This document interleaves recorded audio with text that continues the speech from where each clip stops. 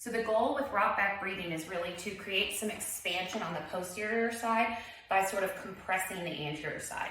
So what you want to do is go ahead and do a little bit of a posterior pelvic tilt before you drop back onto your heels, because what I'll see with a lot of people is they drop back to their heels, but they're still kind of in this extended position of the lumbar. So make sure you tuck first and then come down. You're going to use palms turned up, so kind of a supinated reach, and then protract the shoulders.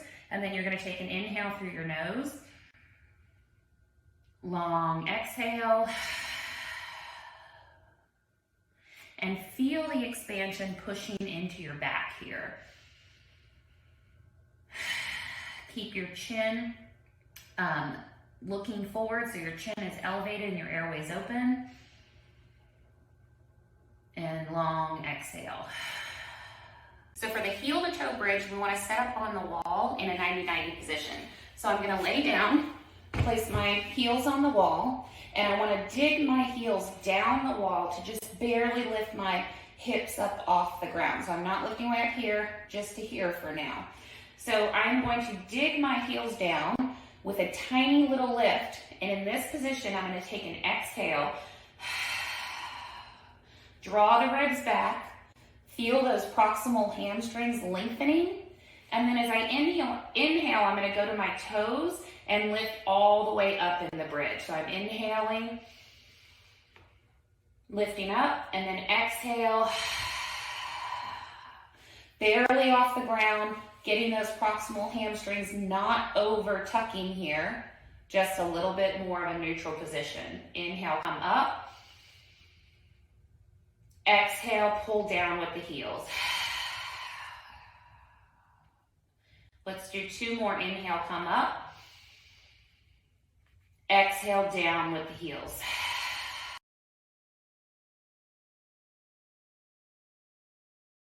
Okay, for the squatty squat with abduction, I want to place a band around my knees as a reference point to sort of keep those knees directly over my middle toes, so that I'm creating a little bit of abduction and not allowing my femurs to excessively internally rotate. So I'm still going to set up in a narrow stance, and I want to keep my knees straight forward when I go down, let them go forward. Take an exhale, set your ribs back. Now, we're going to drive down, and we're going to hold that bottom a little bit, and we're going to take a long exhale at the bottom, okay? So I'm going to inhale, exhale down, full exhale, inhale up a little bit, exhale down, keeping tension against the band but not flaring the knees out, inhale up, exhale down. So try to keep looking forward. I was just looking down. Keep your chest up and stay in a nice stacked position. Okay, for the half kneeling with abduction, I'm going to set up in a half kneeling position, and I'm going to just use my foam roller here. You could use a block, you could use a band around your knee, pulling it outside. But I'm going to hip shift back, so I'm bringing my right hip forward, left hip back to create that nice hip shift and the femur pulling back. But this is requiring me to keep a little bit of abduction here. And I'm going to hold that position and take an inhale, long exhale, shift that hip back, put a little pressure into the foam roller. If you don't have a foam roller or a block, or if you want an easier setup, you can just place your left hand on the outside of your knee, shift back, make sure your ribs are back and you're in a stacked position. Take an inhale, exhale, shift back, knee right against the hand, but again, not flaring out.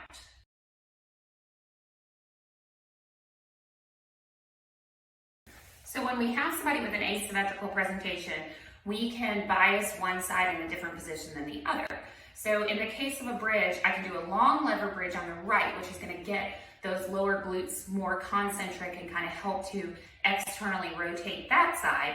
And on the left, I can do more of a 90-90 bridge like we did in the first exercise, to sort of bias a little bit more internal rotation. So for the right, I'm just going to scoot a little bit away from the wall so that my knee is not in as much flexion and my hip is not in as much flexion. So I'm going to drag my heel down still and lift up and keep this knee in. And so I can do various things. I could hold isometrically and breathe. I can go up and down and just work on bridging up and down there. And then when I switch to the left, I would pull in and get that 90 degrees of hip flexion.